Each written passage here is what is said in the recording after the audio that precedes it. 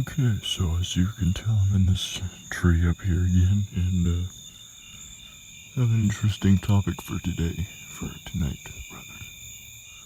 As you can see, I'm up in this tree again, my usual spot. Pretty up high up here. So, without further ado, let's begin. So today, I wanted to discuss sort of the psyche that Jason Voorhees must have possessed growing up into adulthood, with him having to grow up with a single mother and having a few mental disabilities. He was suspected to have quite a high level of autism and schizophrenia, among other things, possibly. Had a pretty deformed face, and so his childhood was, his mother raised him in a cabin in the woods, obviously, as you can imagine in the movies. He was raised in that type of environment and pulled out of many schools. Oftentimes schools wouldn't accept him for his physical abnormalities. He was often picked on if he was in school for very long by his peers, and oftentimes even the teachers. So you can imagine growing up in a situation where you have these types of illnesses and deformities and feeling rejected by your peers and society in general. I mean, you can imagine what kind of damage that would cause, further damage to the psyche, especially if you're in the stages of development and early stages of life. So, fast forward now, he's about 11 years old, still in the same environment, single mother, has no friends, no interactions with anybody except for his own mother, which by now he's obviously, mother is everything to him. I mean, has the only other human interaction with her, nobody else, and so now he goes out swimming, as if you've ever seen the movies, which I know CMP is also a fan. Shout out to him, by the way. Watches my videos, so I will figure to give him a shout out real quick. But anyways, he decides to go swimming in the Crystal Lake. Although you could say, in Freddy vs. Jason, he gets pushed by his peers into the lake. Gets shoved in there. But the first movie didn't elaborate on this, but because he was bullied so much, I think I'll go with the story that he was in fact pushed in and left there while other teenagers were just not really paying attention to him as he was drowning in the lake. Despite how loud he was screaming, they just ignored him, and he knew that. So that didn't elaborate about if he escaped the water or if he died and drowned, but I'll just go with the more realistic assumption that he was able to have the adrenaline rush after just basically drowning in the water. He just got the adrenaline rush and just quickly swam to shore into the woods where he wasn't spotted, and that's was why his body was never found. So yeah, all the social isolation, the bullying, his developmental issues, growing up without a father figure, and then now this, he gets pushed into the lake and has to fend for himself. But at this point, he's lost. He's in this deep forest without anybody to guide him. Obviously, growing up, his mother was always there for him, except this incident when he was about 10 or 11 years old, this incident that occurred. And so he's trying to find his way back. And he's just out there fending for himself. And because of how much he depended on his mother for everything, even though the cabin wasn't very far, he was still lost. He couldn't find his way back, so his mother taught him how to survive in this type of environment, and how to kill little squirrels, rabbits, whatever you can get to survive in a place like this. And he knew how to set traps. So, and I'm just going with the more realistic approach to this. So his mother's very worried about him at this point, and she basically goes insane. It's been a while, and she thinks he really died in the lake. And so, obviously in the movie, I'm sure you've seen it if you're on this channel, she goes on a mad rampage, and then I'll just fast forward through this. Basically, the last counselor manages to decapitate her, and Jason was in the woods, and he witnessed this happening to her. And then, after that, the last survivor left the scene and obviously went her own way, and Jason was just left there completely alone and isolated. And he witnessed the most horrible thing you could ever witness in his situation. His mother being killed in a very brutal manner.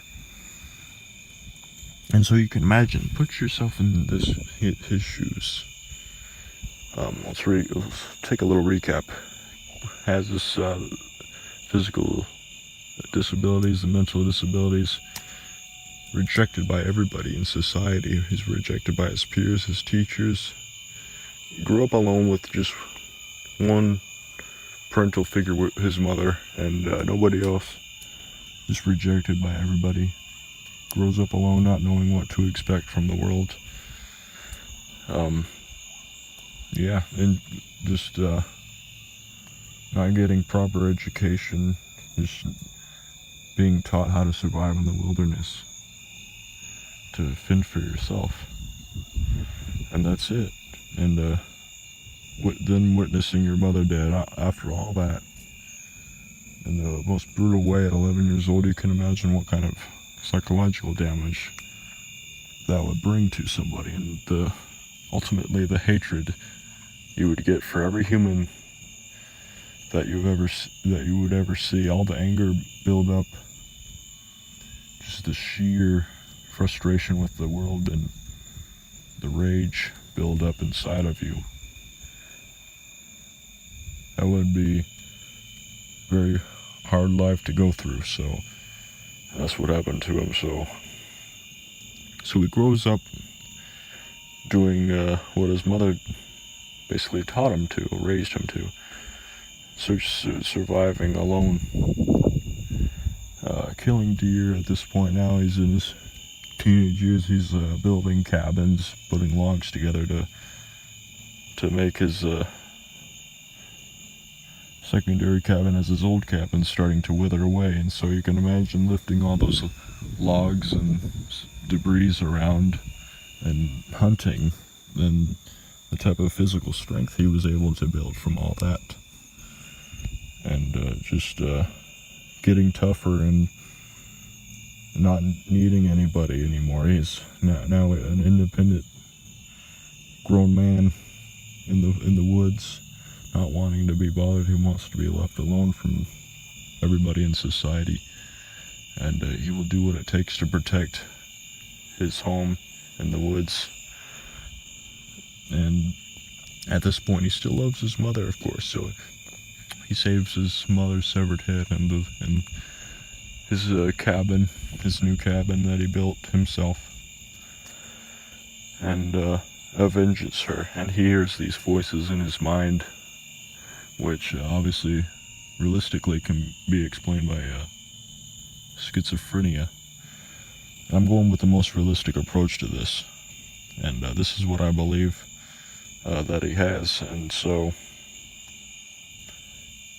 he hears these voices saying, kill for mom, kill for mom,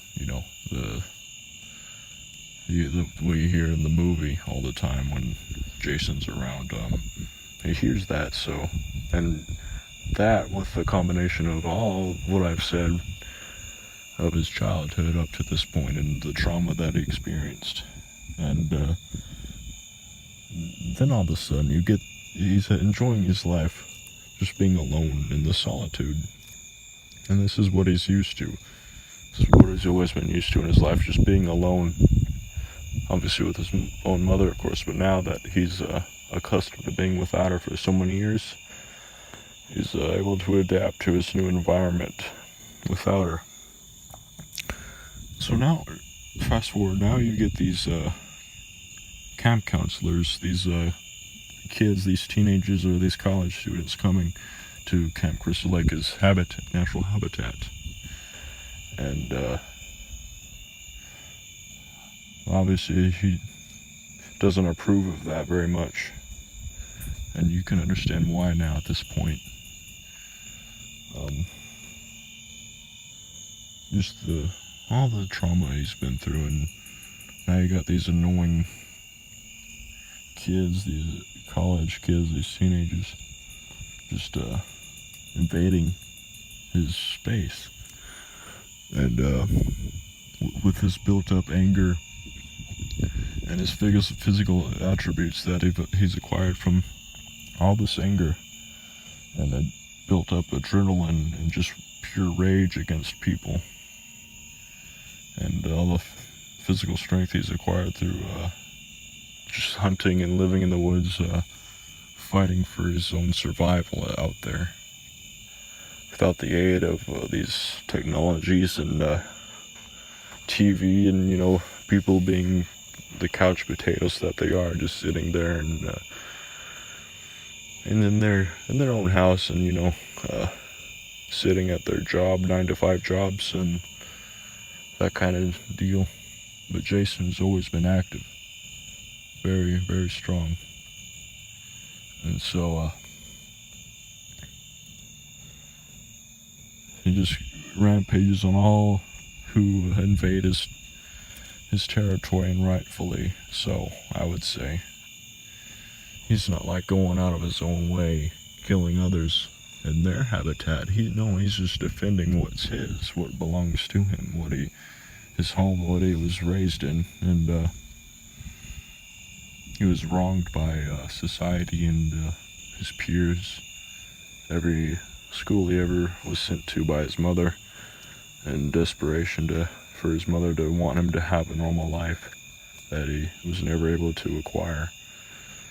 And so it made both of them nuts, in a way, for lack of a better word. His mother wanting him to succeed in life as a normal human being, and that not working out well as planned, and him being tormented, harassed, and bullied, and ridiculed, and rejected by everybody except for her. You can imagine that type of build-up you would have. And that's why a lot of people can relate to Jason and not these other characters like Freddy or Michael Myers. Everybody can relate to Jason in one way or another. And I think that would be another good movie I would be interested in doing, is if I were to play the young Jason growing up alone, and him transitioning from a scared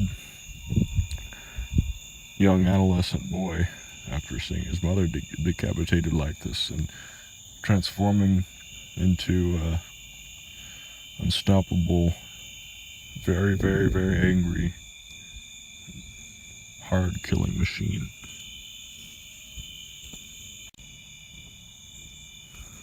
You can imagine the descent into madness and pure rage and hatred from this confused young child that he once was. And that's something I would be interested in doing as a movie, is because I'm into psychology and all this, and I would like to play young Jason that did this little transformation I just described. I think that's what the series is missing is more elaboration from this, and I think it would make a very interesting movie. The transformation from confused, lost, into his madness that he was. So just an interesting thought I had in mind.